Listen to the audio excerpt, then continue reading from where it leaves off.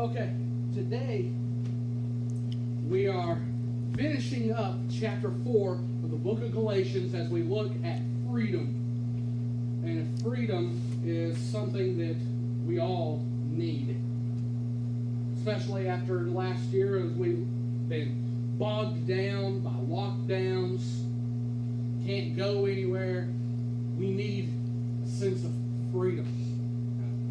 This weekend while we were out, I had several people said it's nice to be able to see faces. Because one couple were in El Paso, and they're about the only people that are ever around that doesn't have a mask on. And so there's a lot of things that we need freedom from. But there's a lot of things that we can learn about freedom that we learn from our mothers. So this morning we're going to look at two sets of mothers. But there's a story of an elderly woman from out of town who walked into a local country church. A friendly usher greeted her at the door and helped her up a flight of steps. "Where would you like to sit?" he asked. "The front row, please." She answered. "You really don't want to do that," the usher said. "The pastor is really boring." The woman said, "Do you know who I am?" He said, "No, ma'am. I'm the pastor's mother." The usher shakily said, "Do you know who I am?" He said, "No." "Good." Mothers are very important people. We learn a lot from them. And they have a high influence into our lives. I mean, with us, we sit here and we want to learn to be tough. We have somebody that's bothering us. Who do we run to? We run to our dads because he's going to beat them up. He's going to smash their face in. But when we get hurt, when we get scared, we don't run to daddy. We run to mom because a mom's kiss cures anything that's wrong with us. And in Bible times, mothers were ranked on how worthy, women were ranked on how worthy they were by their children. If you did not have children, you're low in society. And especially if you were older and didn't have children, they believed that you had done something wrong and God had cursed you because of your sin. And that's the reason why you didn't have any kids. Because you weren't blessed enough. That's not always the case. Sometimes there are reasons physically that you cannot have a child. Doesn't mean that you're any less than anyone else. But here's the thing that plays into it in biblical times, that it didn't matter who the father was. It mattered who the mother was. If the mother was a free woman, the child is free, regardless of who the father was. See, the father could be a king, but if the mom was a slave, the child is a slave. And Paul is telling us here in Galatians chapter 4 that we have two mothers to choose from. And so turn with me to verses 21 through 23 of the book of Galatians chapter 4 as we're going to look at these two different mothers this morning that we have to choose from. I love the Maury Povich show because they're always asking, "Are you the father?" Well, this morning we're going to flip the script a little bit. Whose mother are you? Who is your mother? So here we go. Galatians chapter 4, beginning with verse 21. Tell me, you who desire to be under the law, Do you not listen to the law? For it is written that Abraham had 2 sons, one by a slave woman and one by a free woman. But the son of the slave was born according to the flesh, while the son of the free woman was born through promise. So we see there's 2 born. One is a slave and one is free. One is born of the flesh, one is born of promise. And that comes to be a big thing, because who this morning wants to be a slave? Now think about what a slave is. You have no rights. You have no privileges. You get what you get, and that's all. And don't dare ask for more. If you get beat, so be it. You probably deserved it. If you have nothing, you deserve that because you're just a slave. And don't get any ideas of doing anything you want to do, because you have to do this. If you don't do this, you're wrong and you get beat. And if you do it wrong, according to the law, you've sinned. The law says if you sin, you must die. So let me ask you again, who this morning wants to be a slave? Remember, the law says, obey and God blesses. Disobey and death. It's the only 2 options you got. If you break one thing of the 633 God-given laws and then the thousands of man-made laws, you break just one, you're guilty of breaking them all, and therefore you must die. And this isn't just we strap you to a chair and stick a needle into your arm and let you die slowly. No, this is take you outside the city, have the news cameras out there, everybody watching, and we throw stones at you and kill you. Or we take you outside the city and slit your throat. Or in the case of Jesus, we take you outside the city and we crucify you and leave your body hanging up there so everybody coming by sees. This is what happens to somebody who sins against God. Is that the kind of life that you want? But that's the kind of life that we tend to portray that we want when we try to do things our own way. You know those famous last words? I tried it my way. You tried to build something your own way, and well, you got to lean sideways to get through the doorway. Your square box looks more like a triangle.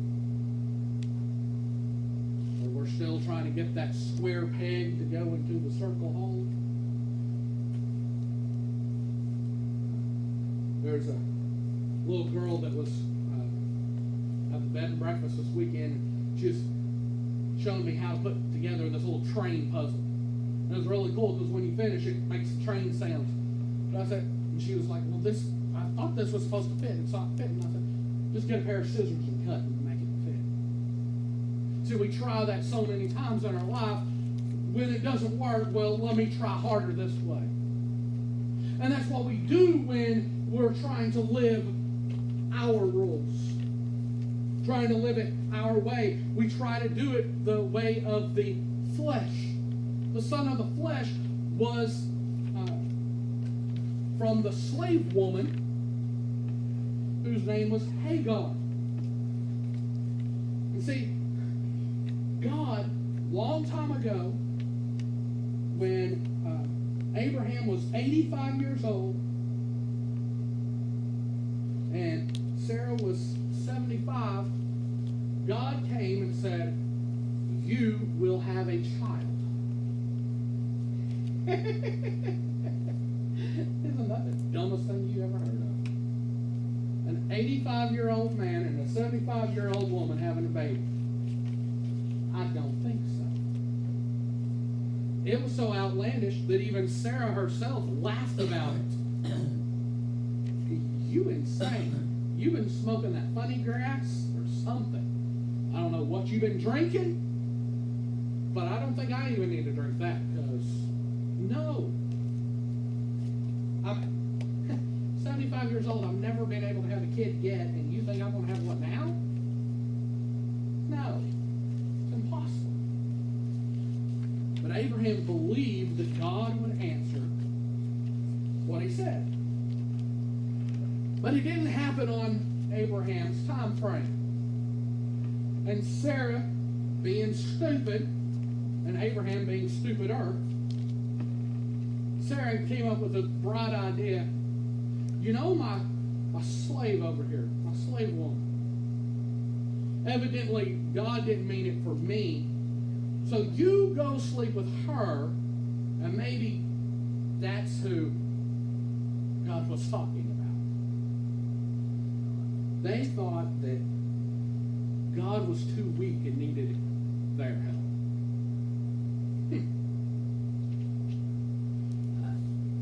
No, God doesn't need our help.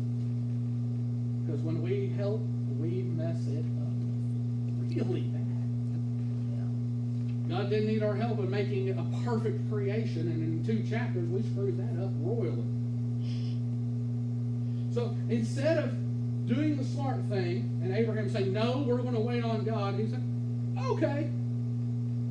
So goes, sleeps with the slave woman named Hagar, who has a baby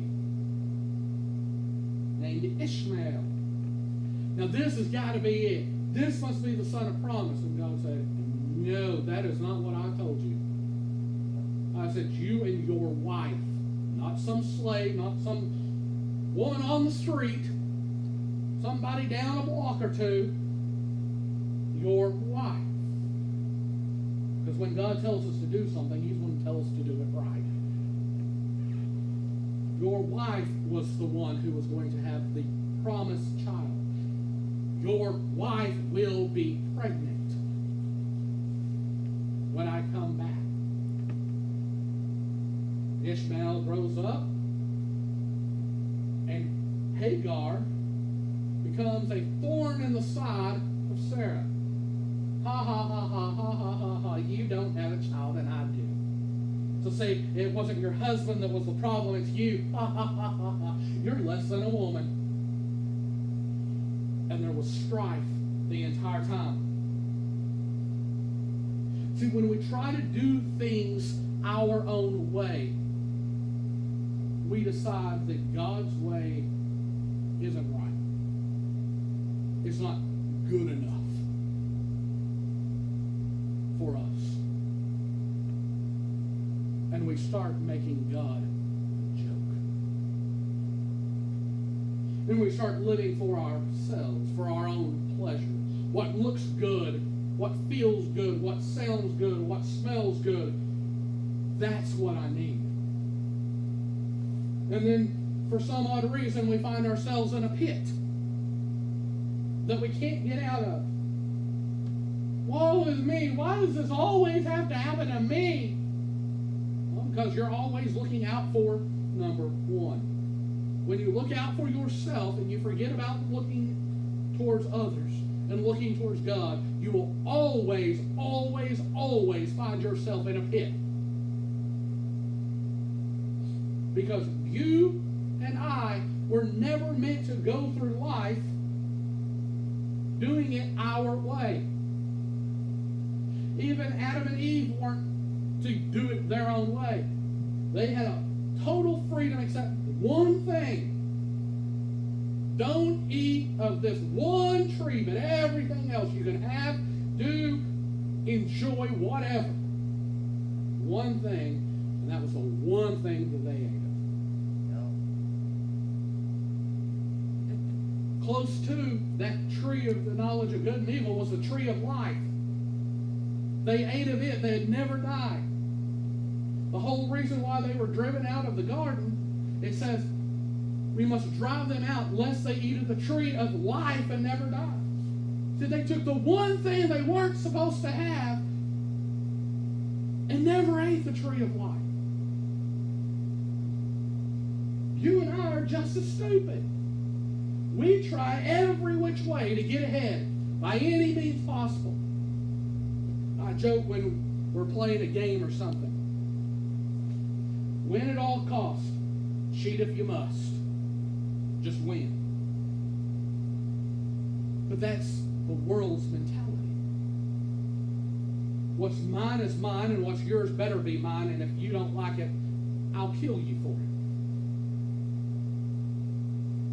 We were watching the show this week where a guy got killed, 13-year-old kid got killed because he wouldn't show his cat to somebody else.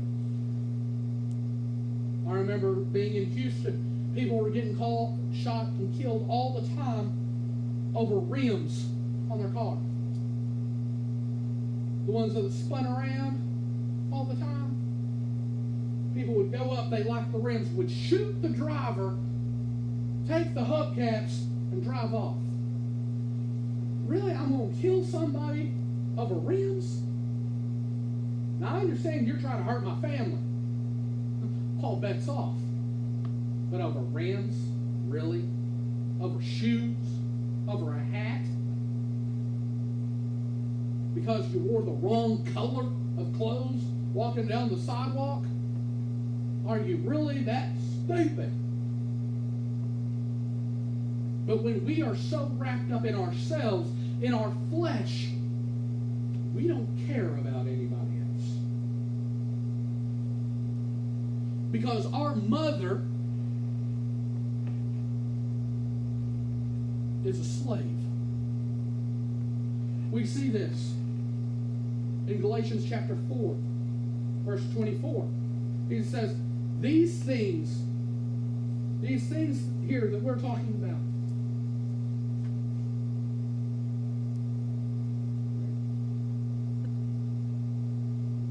so now this may be interpreted allegorically. These women are two covenants. One is from Mount Sinai, bearing children for slavery. She is Hagar. Allegorically. I like that word. It's a big word. It makes you sound really important, like you're real knowledgeable. But there's a truth to the word. Allegorically means with truth. It is a true picture. There's a woman named Hagar that was a slave who falls under the old covenant. You know, the old covenant, the 10 Commandments, the laws, the ceremonies, the sacrifices, that every year you had to bring a bull or a lamb, and it would be sacrificed to take away your sins for that one year. The obey and be blessed, disobey and die, that's that law. That's where that comes from. Look, verse 25. It says, now Hagar is Mount Sinai in Arabia. Mount Sinai, where they got the 10 Commandments. So she corresponds to present Jerusalem, for she is in slavery with her children. Jerusalem at the time that Paul was writing this were slaves under Roman law. They had very little freedom. That's why they were excited for the Messiah to come, because if the Messiah came, then he would set them free. Little did they realize that the freedom that the Messiah was coming to set them free from was free from the law of condemnation and oppression. When we try to just obey the law, we become cursed because we can't obey it. We can't live up to it. We see that it is a list of do's and don'ts. And we can't handle that. And we miss so much.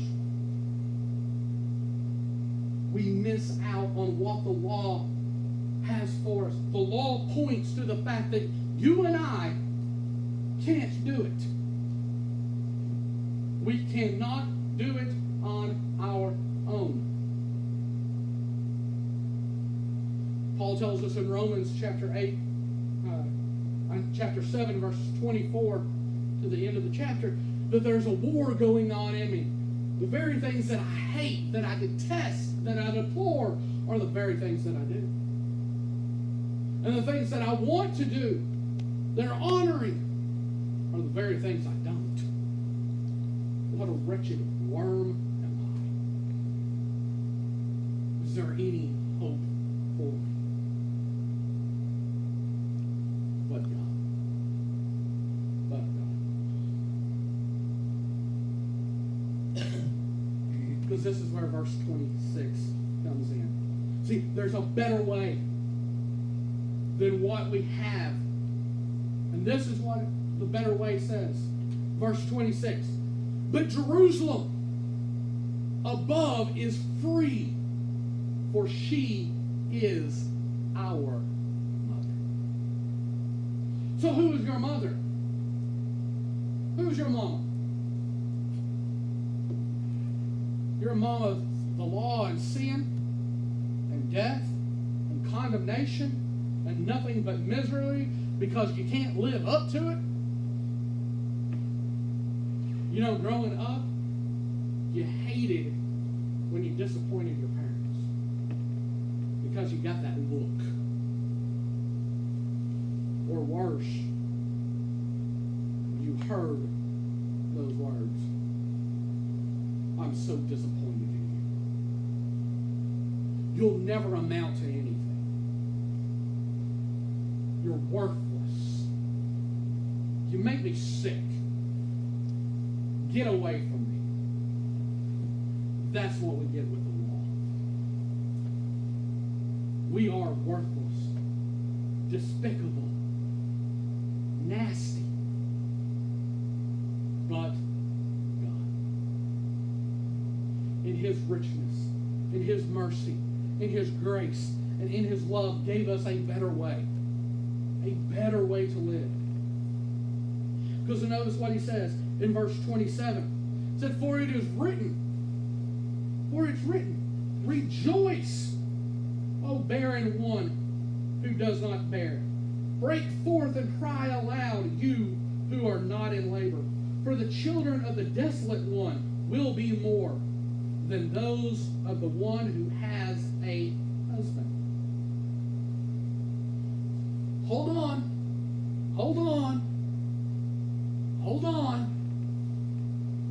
Quoting this promise from Isaiah 54. While they're rejoicing now, you have a better victory. Because when they're done with their celebration, they're done. And they end their life. And they've got their reward. And they will spend eternity in a pit of hell with anguish and turmoil and suffering. A burning 24/7. A weeping and a gnashing of teeth. Constantly, over and over. But that's not what you have to have. Because I love you. And I sent my Son to die for you. Here's what you can have. Rejoicing. We sang about it with the city of joy. When we get there, we'll be worshiping and we'll be singing and we'll see streets of pure gold. So pure it's like looking through glass. Streets of gold. Gates of pearls. Each gate of the 12 gates are made up of one single pearl. The foundation is made up of beautiful gemstones. It is like nothing ever seen or heard of before. And this is what our home is. This is what we get. There is no more weeping. There is no more tears. There is no more pain. There is no more suffering, because you have won, because your mother is free. Then we see in verse 28, tells us, now you, brothers. And remember from our study a couple of weeks ago where we saw that the adoption made us sons, because the son was the one who got the inheritance. So we're made like sons so that we have the inheritance. Because of that inheritance, brothers, like Isaac, you are a child of promise. If you are a child of promise, that means you get an inheritance. And if we have an inheritance, what was that inheritance that Isaac was promised? That you would enter into the promised land. The promised land in Israel was a picture of the promised land that was to come, which is the new heaven and new earth. That we get to come into His presence, His promise. We get everything. Joni Eareckson taught it. We talked about her last week, who was paralyzed from a diving accident. And she was completely paralyzed, was in a wheelchair. And she describes her wedding day. She said, I felt awkward as my girlfriend strained to shift my paralyzed body into a cumbersome wedding gown. No amount of corsetting and binding my body gave me a perfect shape. The dress just didn't fit well. Then, as I was wheeling into the church, I glanced down and noticed that I had accidentally ran over the hem of my dress, leaving a greasy tire mark. My paralyzed hands couldn't hold the bouquet of daisies that lay off center on my lap. My chair, though decorated for the wedding, was still a big, clunky, gray machine with belts, gears, and ball bearings. I certainly didn't feel like the picture-perfect bride in a bridal magazine. I inched my chair closer to the last pew to catch a glimpse of Ken, her husband. There he was, standing tall and stately in his formal attire.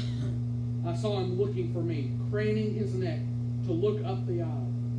My face flushed, and I suddenly couldn't wait to be with him.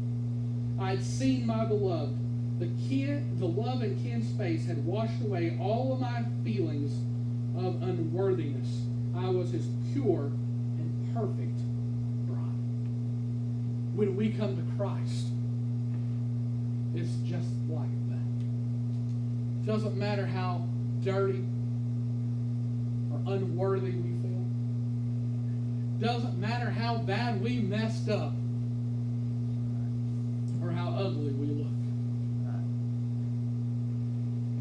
Because we enter into the room to come to Him like that expectant groom. Where is my bride? Then He sees us. We light up. He lights up. And the only difference is, instead of us walking down the aisle to Him standing there, He throws open His arms and runs to us and carries us the rest of the way. And then we stop and we look at ourselves, and that dirt and that shame and that guilt and that pain that we've carried for so long, being bound by the law and being a slave, and those chains that bound us are falling off. That guilt and that shame are washing off. This nasty, greasy, oily, black, sooty dress that we were wearing down the aisle is now beautiful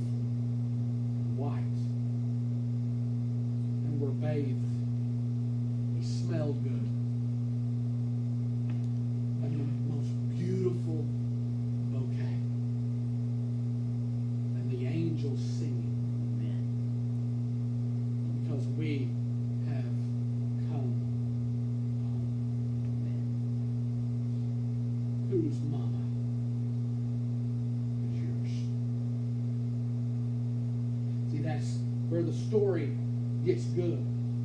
Because Ishmael and Isaac began being at war. And ever since that time, when Isaac was born, they have been at each other's throats ever since. Ishmael, you could follow through history, went off into Midian, and then, which became Persia, which is where you get the birth of the Muslim nations. And the father of Islam, even before Muhammad, was Ishmael. And they have been against Christians ever since. Do you want the law that's full of death? Or do you want Christ who is full of life? Who is your mom? But it gets good. It even gets better. Because see, there's some things that we need to do. In order to unlock our freedom, we must get to know, we need to get to know your mother. And the right mother. One of our goals this weekend in getting away was just to get to know each other again. Just enjoy being with each other. We had no set agenda. We wanted to go here, we wanted to go here, and we want to go here. 3 places, and that's all we had planned. And then I added one, and actually ended up getting in there, and that was one of our favorite times. At the little coffee shop. But we sat there, and we just enjoyed just being together. We went to Silver Falls and had a picnic and just sat on a bench and just sat there and didn't talk. We ate and we just sat there and just enjoyed being together. When was the last time that you got away and just enjoyed being together with God? Not at church. Not at church. Too many people here. Just you and God. When was the last time it was just you and God and you got away and you got to know Him? It's taking me a little bit to find the verses because you can tell my Bible grew. I got a new one this week that's a study Bible. And it's got a lot of numbers in there, and so I'm having to navigate through it. For me, for some of y'all, that Bible would bore you to death. It's a study Bible, but it has the Hebrew and Greek words in there, and that some of y'all would be bored out of your mind with that. I love looking at what this word actually truly means and breaking it down.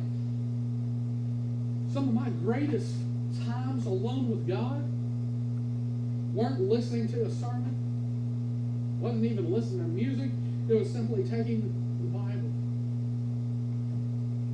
and writing down a verse, pulling out my concordance, writing the number that those words corresponded to, then flipping over and writing the verse over again, and writing what the whole word, all the words that would translate into that. And it really opens your eyes, like Psalms 23, where it says that He prepares a table in the presence of our enemies. That's all the verse says. And that's good, and it's a great verse. But when you sit and break it down, it literally says that he prepares a banqueting table and forcibly turns the heads of our enemies to look upon us as we eat. Now get that. God prepares a gourmet table just for me. Just for me. And then places his head upon my enemies. So, no. I want you to look. And forcibly turns their heads so they gaze at me while I sit here and eat this smorgasbord of food. When's the last time that we got to know our mother? That we realized how free we really are. How good we really have it. If it was important enough for us to get away, to reconnect and rekindle our love for each other as a married couple, how much more so is it that we rekindle our love and our passion and our heart and our desire and our love for the God who saved us? If we are going to unlock our freedom, we must know our mother. But there's another step to it. I love this part. We must throw out the other mother. Kick her to the curb. Before you think I made it up, it's biblical. It's biblical. The Bible says so. Look at verse 29. But just at that time, he who was born according to the Spirit, so also it is now. And then verse 30. Here's where it comes. But what does the scripture say? Cast out the slave woman and her son. For the son of the slave woman shall not inherit with the son of the free woman. Kick her to the curb. It's just like when I was going to Weight Watchers and losing weight. They told us when you start losing weight, throw out your clothes. Because if you keep the baggy clothes, you can always go and fit back into them. But if you get rid of them, you start gaining weight again, it costs you because you have to go buy clothes. So instinctively, oh, this is getting a little tight, I better watch what I'm eating. So we need to make sure that what we're doing is following Christ.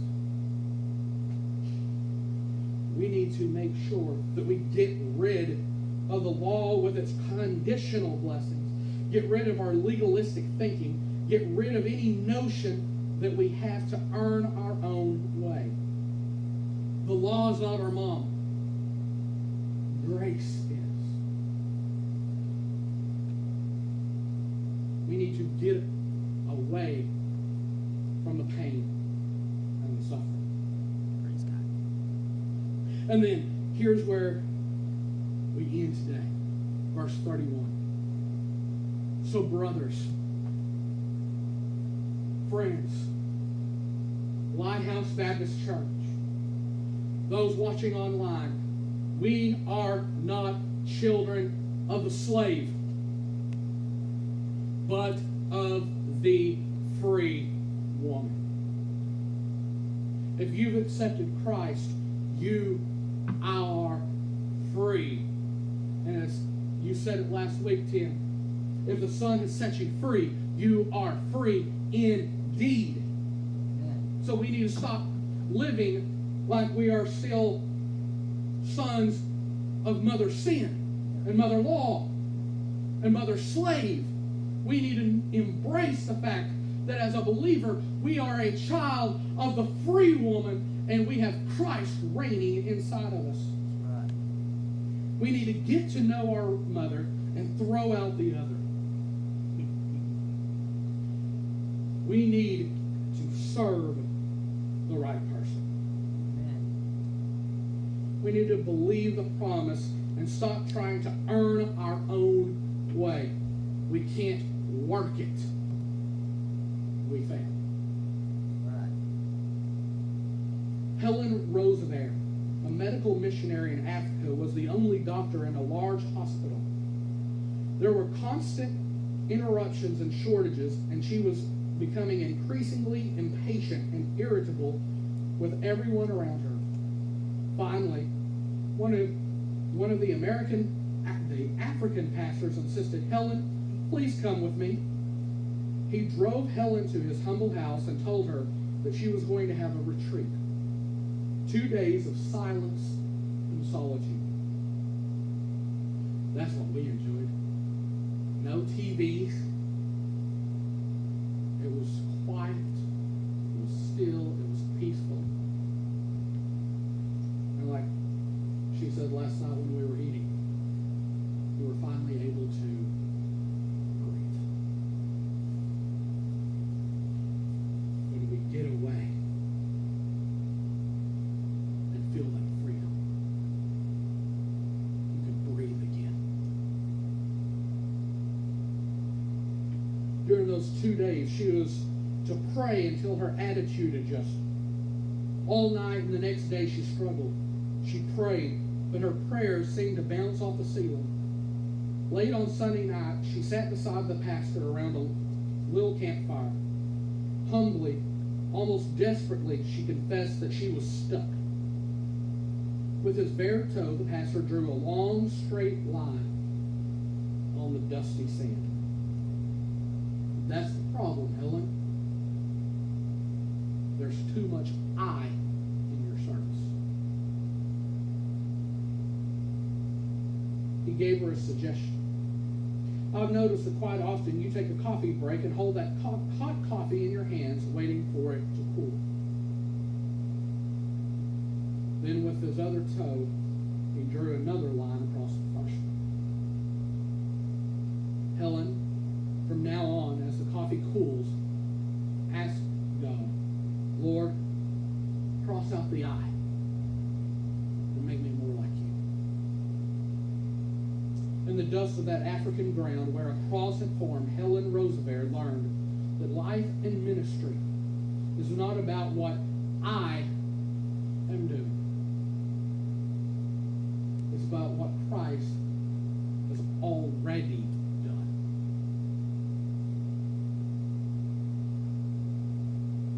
Whose mama is yours? I or Christ? I leads to failure, disappointment, discouragement, rejection. But Christ leads to everything. All we need is to rest in Him and trust Him to do His work through us. And I love how this hymn writer sums it up. Jesus, I am resting in the joy of what Thou art. I am finding out the greatness of Thy loving heart. We must get to know our mother and kick the other mother to the curb for good. Let us pray. God, we thank you. We thank you that you love us, that you died for us, that you provided a way of escape from our other mother.